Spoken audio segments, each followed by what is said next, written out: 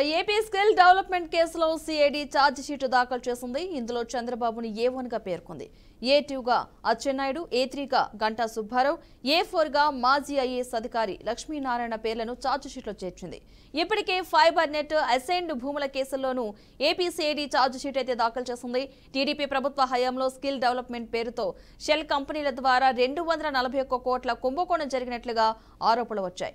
ఈ కేసులో చంద్రబాబుపై పలు సెక్షన్ల కింద కేసు సిఐడి కేసులు అయితే నమోదు చేసింది.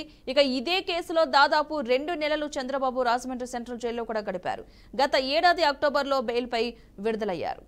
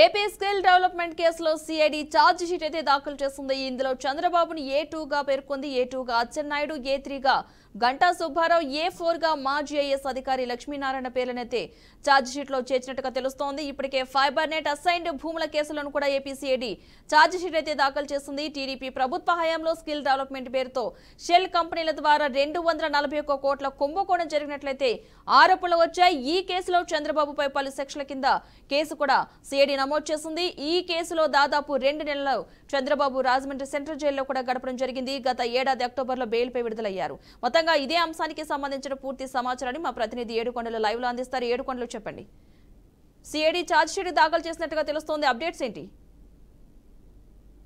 పద్మ, ఈరోజు కొద్దిసేపటి క్రితం అటు విజయవాడ ఏసీబీ కోర్టులో సిఐడి ఛార్జ్ షీట్ దాఖలు చేసింది. ముఖ్యంగా ఏదైతే స్కిల్ డెవలప్మెంట్ కేసులో ఇటు చంద్రబాబు నాయుడుని A1 గా చేరుస్తూ, అలాగే ఇటు A2 గా అచ్చెన్నాయుడు, అలాగే A3 గా గంటా సుబ్బారావు, A4 గా మాజీ ఐఏఎస్ అధికారి కె లక్ష్మీనారాయణ పేర్లను సిఐడి ఛార్జ్ షీట్లో పేర్కొంటూ ఇటు ఏసీబీ కోర్టుకు అది కొద్దిసేపటి క్రితం ఛార్జ్ షీట్ అయితే దాఖలు చేశారు. అయితే ఇదే కేసు సంబంధించి టీడీపీ అధినేత నారా చంద్రబాబు నాయుడు అనేక ఆరోపణలు ఎదుర్కోవడం, సుమారు 242 కోట్ల రూపాయలు స్కిల్ క్యాంప్ జరిగిందంటూ కూడా వచ్చినటువంటి ఆరోపణల నేపథ్యంలో ఆయన 52 రోజుల పాటు అటు రాజమండ్రి సెంట్రల్ జైల్లో కూడా గడిపినటువంటి పరిస్థితి. అయితే ఎటకేలకు అప్పుడు ఎక్కడా కూడా ఆధారాలు చూపించలేదంటూ కూడా అప్పుడు 52 రోజుల తర్వాత అటు చంద్రబాబు నాయుడుకు ఏపీ హైకోర్టు బెయిల్ ఇవ్వడం జరిగింది. అయితే దానిపైన ఇంకా ఇప్పుడు సిఐడి ఇప్పటికే పలువురిని ముద్దాయిలుగా అందులో చేరుస్తూ, నిందితులుగా చేరుస్తూ కూడా ఇప్పటికే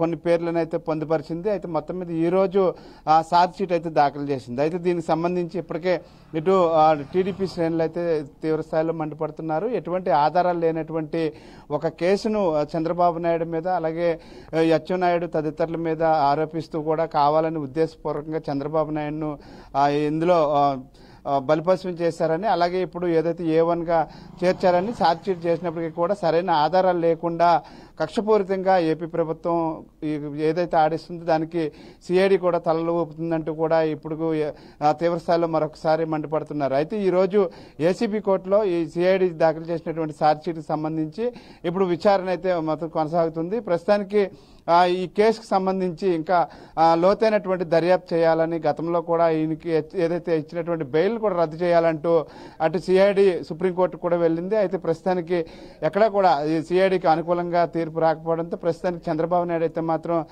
బెయిల్ మీద ఉన్నారు. అయితే బెయిల్ మీద ఉన్నప్పటికీ కూడా కొన్ని పర్యటనలు కానీ ఎక్కడ కూడా మాట్లాడకూడదంటూ కూడా మరొక పిటిషన్ వేశారు. అయినప్పటికీ కూడా ఆయన ఏదైతే రాజకీయ స్వేచ్ఛకు ఎక్కడ కూడా భంగం కలిగించకుండా సుప్రీంకోర్టు కూడా గ్రీన్ సిగ్నల్ ఇవ్వడంతో ప్రస్తుతానికి చంద్రబాబు నాయుడు అయితే మాత్రం ఎన్నికల ప్రచారంలో జోరెందుకుంటూ కూడా ఆయన ముందుకెళ్తున్నటువంటి నేపథ్యంలో ప్రస్తుతానికి ఏదైతే సిఐడి మరొకసారి ఈ రోజు పూర్తి స్థాయిలో ఈ యొక్క ఛార్జ్ షీట్ అయితే దాఖలు చేసింది. ఇప్పటి వరకు ఛార్జ్ షీట్ దాఖలు చేయకపోవడం పైన కూడా గతంలో ఇటు ఏపీ హైకోర్టు అయితే సీరియస్ అయినటువంటి పరిస్థితి. అయితే ఈ ఛార్జ్షీట్ దాఖలు చేసిన నేపథ్యంలో ఇప్పుడు మరొకసారి కేసును మరింత లోతుగా దర్యాప్తు చేయడం, అలాగే ఇప్పుడు ఆ ప్రస్తుతానికి విచారణ కూడా ఇంకా జరిగేటువంటి అవకాశం అయితే కనిపిస్తూ ఉంది.